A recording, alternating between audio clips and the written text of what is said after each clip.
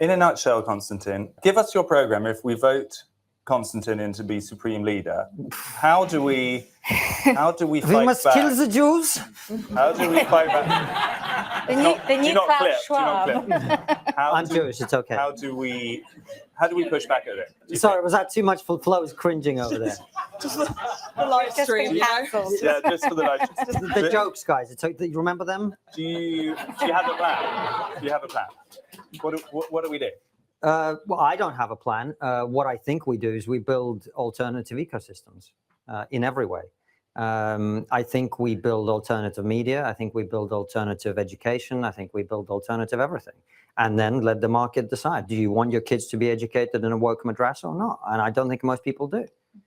Do you want to watch media that is complete bullshit, or do you not? I don't think most people do. I think it's really as simple as that. And those of us who understand what's going on have a responsibility to step up. That's all it is. And, you know, Andy Shaw is somewhere in the room. They created Comedy Unleashed. They're doing this in comedy. You're doing it with media. We're doing it with media. I think there's scope for bigger things. And eventually what will happen is there will be the not woke or anti-woke corporations that just come along and go, look, I don't care about this shit. I just want to sell condoms or wherever it is, right?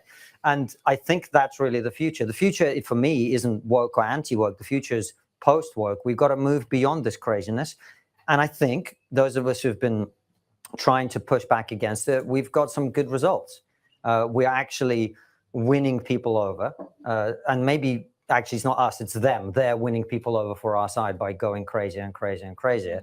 And eventually, I said this to you earlier, and I've said this a number of times.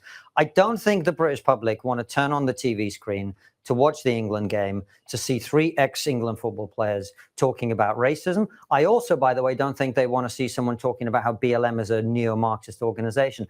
I have this deeply seated feeling that they just want to watch the football. Right. And so I think it's quite kooky. It's just weird, isn't it? They're mental. I think once that is available, that is what they will go for. But it has to be available, and someone has to build that.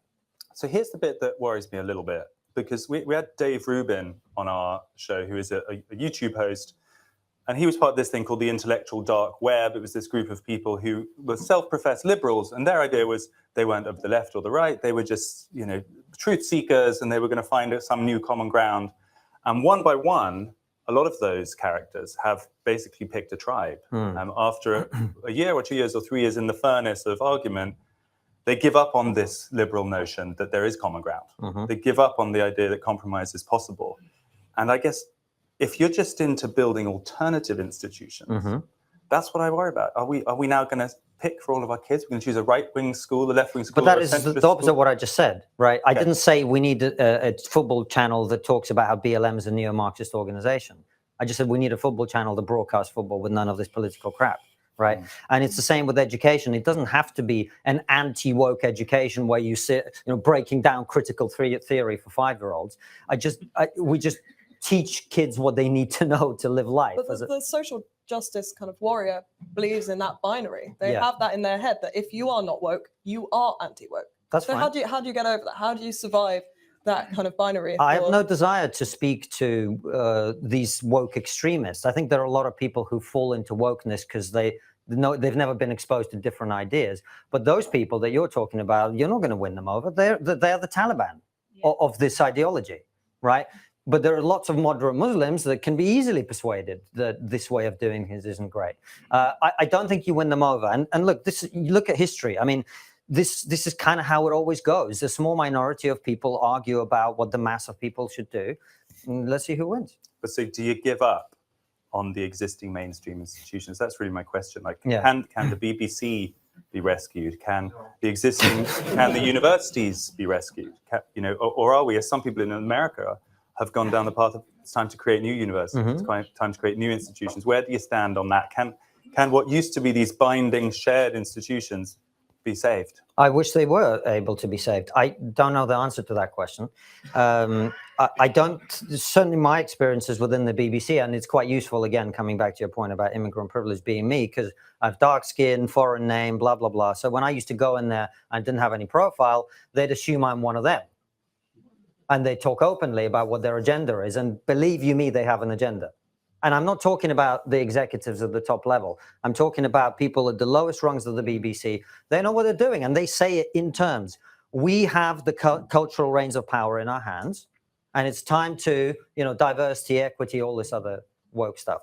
So, are you going to change that after you've employed a bunch of university graduates who all believe this? I don't know. Are you? The only thing I know is that isn't my fight.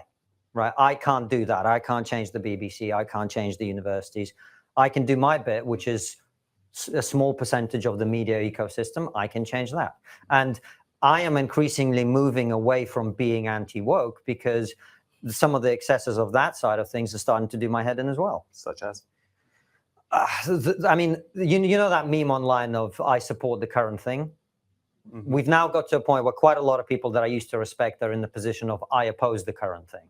And to them, it's enough that the Guardian or the whatever is pro-Ukraine for them to lose their shit over it completely and start regurgitating crap about a country they couldn't find on a map, which most of them couldn't. Good, because we're going to get to Ukraine. Good. I have some things to say to you about that.